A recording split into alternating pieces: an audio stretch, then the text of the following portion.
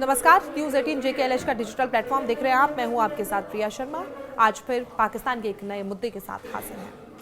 पाकिस्तान में आज उन घटनाओं में से एक घड़ी आई है जिसे देश के राजनीतिक और सैन्य इतिहास में हमेशा के लिए याद रखा जाएगा।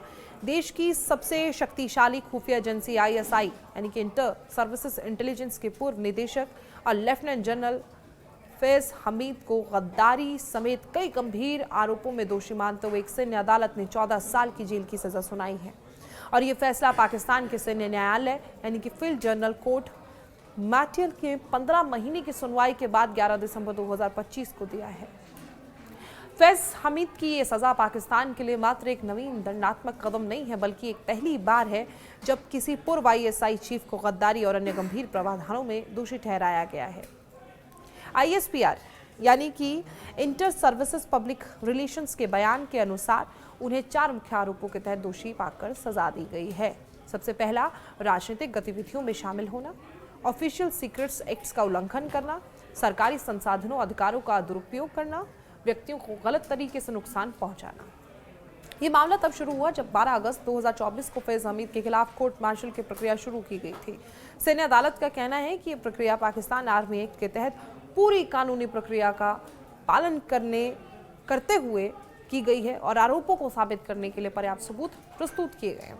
मामले में उन्हें पूरे विधिक अधिकार दिए गए, जिसमें अपनी पसंद के डिफेंस काउंसिल के साथ अपना पक्ष रखने का अधिकार भी शामिल है।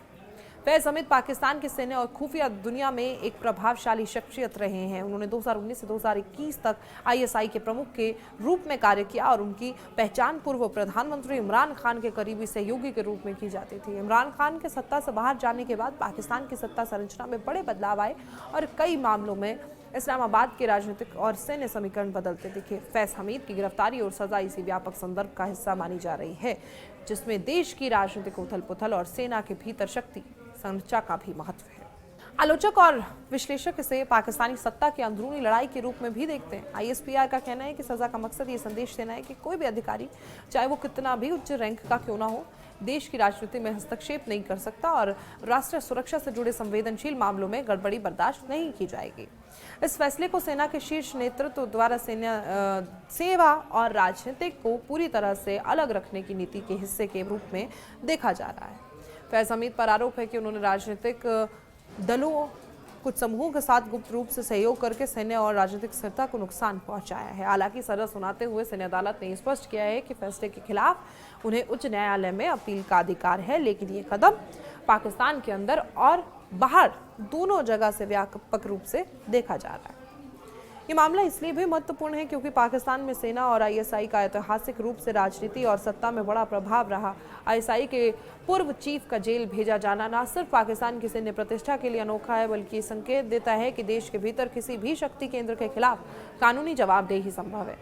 फैज हमीद की सजा के चलते पाकिस्तान के राजनीतिक समीकरण, खासकर इमरान खान के समर्थकों, विपक्षी दलों और सेना के वरिष्ठ अधिकारी के बीच संबंध पर भी असर पड़ा। इसके अलावा फैसला उस टॉप सिटी घोटाले से भी जुड़ा है जिसमें आरोप लगाया गया था कि ISI अधिकारियों ने एक निजी रियल एस्टेट कंपनी के खिलाफ रूढ़ रीतियों के आधार पर रेड डाली और अवैध तरीके से संपत्ति जब्त की। सुप्रीम कोर्ट के निर्देश पर हुई जांच में फैज हमीद के खिलाफ कई आरोप सामने आए, जिनके आरोपियों के खिलाफ सैन्य अदालत ने उन्हें दोषी ठहराया था।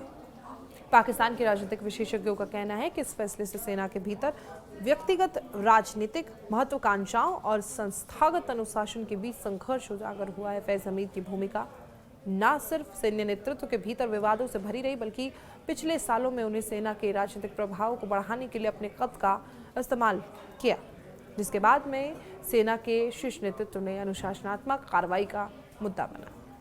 इस फैसले के बाद पाकिस्तान में मीडिया, राजनीतिक दलों, सेना और आम जनता के बीच बहस शुरू हो गई है। एक तरफ इसे कानून के शासन की जीत माना जा रहा है, वहीं दूसरी ओर कुछ लोगों का मानना है कि ये राजनीतिक साजिश का हिस्सा है, खासकर ऐसे समय में जब पाकिस्तान राजनीतिक दबाव और अर्थव्यवस्था की चुनौतियों से जूझ रहा है।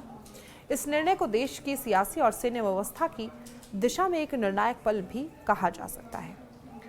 अगर फैज हमीद ने खुद इन आरोपों को खारिज किया है और उन्होंने दावा किया है कि उनके विरुद्ध मुकदमा राजनीतिक हितों से प्रेरित है, लेकिन अदालत ने यह स्पष्ट कर दिया है कि पेश किए गए प्रमाणों के आधार पर उन्हें दोषी मानते हुए 14 साल की कड़ी सजा सुनाई जाए। ये घटना पाकिस्तान में न केवल सैन्य कानून व्यवस्था के ऊपर प्रभाव डाल रही है, बल्कि देश के अंदर सत्ता, जवाबदेही और सैन्य राजनीतिक संतुलन को लेकर बहस को और तेज कर रही है। आपको हमारी ये खबर कैसी लगी कमेंट बॉक्स में कमेंट करके ज़रूर बताएं। फिलहाल मुझे दीजिए इजाज़त। आप देखते रहिए न्यूज़ 18 JKLH का डिजिटल प्लेटफॉर्म। नमस्कार।